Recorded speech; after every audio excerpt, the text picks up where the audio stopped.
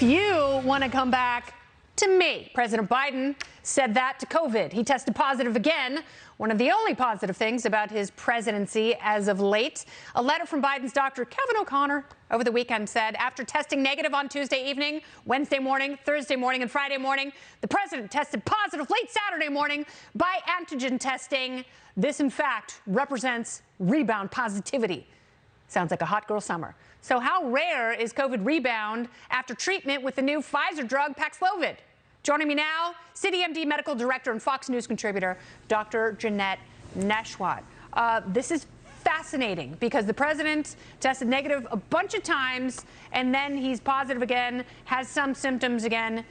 Why is this happening? It happened with Fauci as well, the Paxlovid rebound. Hey, Kennedy, Hi. It's not surprising to me at all. I've actually had patients that have had this COVID rebound as well.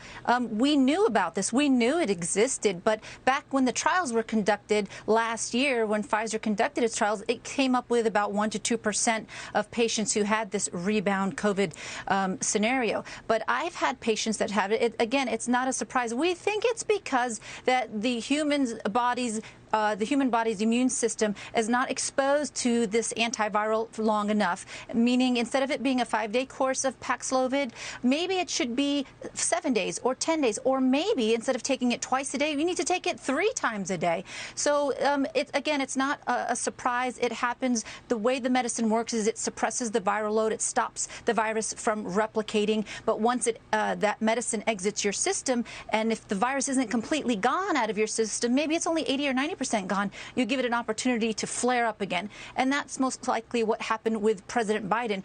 And if you're going to follow CDC guidelines and recommendations, he didn't even need to be tested afterwards. That's not a recommendation by the CDC, but of course, he's the president, so why not do it? I don't know. He can do whatever he wants. I know everyone gave President Trump a hard time when he had various treatments. This, of course, was before the vaccines and boosters were available. I don't blame the president for having this rebound issue, but I still think there are a lot of questions about the efficacy of the vaccines and the boosters, of which he's had many. Is there something about he and Fauci are essentially the same age. Is there something about old white men who are full of hot air rebounding with COVID? Well, here's the thing. We now know that the vaccines won't stop you from picking up COVID and won't stop you from spreading it. So the bottom line is we need better vaccines. Now, I have seen with my patients, Kennedy, that if you do get the vaccines and the boosters, you really are protected for at least a good 2-3 months. But after that, your symptoms, will probably still be mild. They will still, the vaccines will still help minimize your symptoms, but you're not as protected. You're not going to stop yourself from picking up the virus. It's still a possibility. So we just need to get better vaccines, another generation of them. Yeah, I don't know if we need better vaccines. I don't know what we need at this point. I'm very skeptical about a lot of it. I do think that the vaccines are a form of treatment, which is fine. We should be honest when discussing those things. But let's talk about monkeypox. Have you treated people with COVID and monkeypox? Yes, but not simultaneously, thank goodness. That would be really, really bad luck. But yeah, here in New York, unfortunately, we're the epicenter of another disease outbreak. But fortunately, it's not a big killer like COVID was. But 25% of the cases in our country is in New York. But I am seeing, in some of my patients, majority of my patients are men who are gay or bisexual. I have had one female patient, and we know it affects kids as well. We have, I think, a couple patients in Texas with young children. So it can affect anyone, but the population we're seeing it in most right now are the men who are sexually active with men. We can test for it. We can treat it. Is there something we about have PrEP? Really good vaccines for it. A lot of gay men are on PrEP, which is a prophylaxis preventing HIV transmission. For HIV. Yeah. Does that in any way lower the immune system so they're more susceptible, or is it all the gay orgies that people are obsessed with? That's a great question. No, PrEP does not make you more prone to picking up monkeypox.